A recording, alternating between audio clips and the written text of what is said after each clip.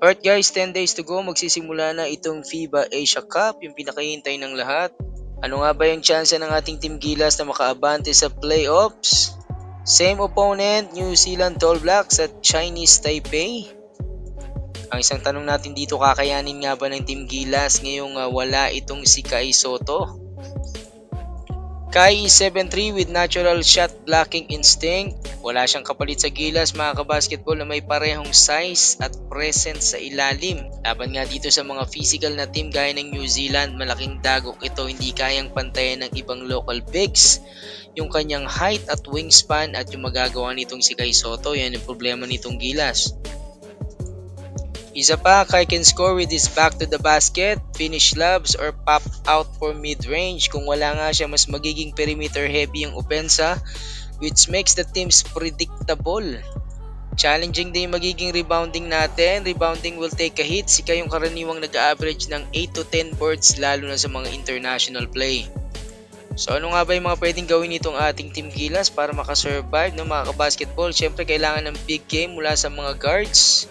Justin Brownlee, Scotty Thompson at Dwight Ramos dapat mag-step up in scoring at leadership.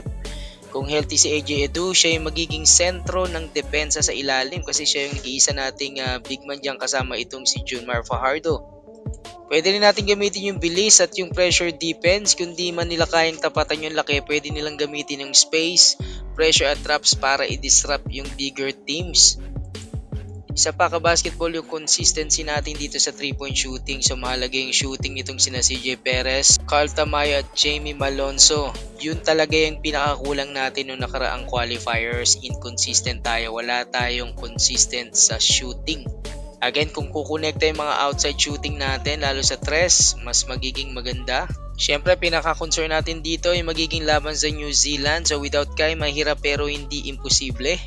Dapat maglaro ng halos perfect basketball itong Team Gilas kasi malaki yung role ng naturalized player na si Justin Brownlee.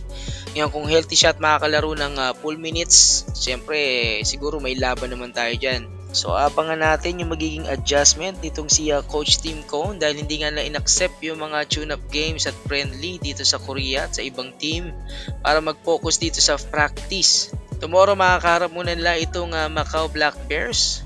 Mabigat na laban din yan. Nandiyan si QMB. Masusubok dito yung depensa natin. Itong ating mga bigs. Maganda na rin yan, no, mga kabasketball, kasi makikita natin dyan pa lang sa mga tune-up yung possible na magiging problema natin. Siyempre, magagawang kagad ng adjustment itong si Coach Tim Cone. Anyway, kahit ano mangyari mga kabasketball, suporta lang tayo dito sa ating Team Gilas. Good luck sa kanila dito sa FIBA Asia Cup. Ayan, hanggang dyan muna mga kabasketball. Salamat sa lagi pagsubaybay. This is Super Chris TV.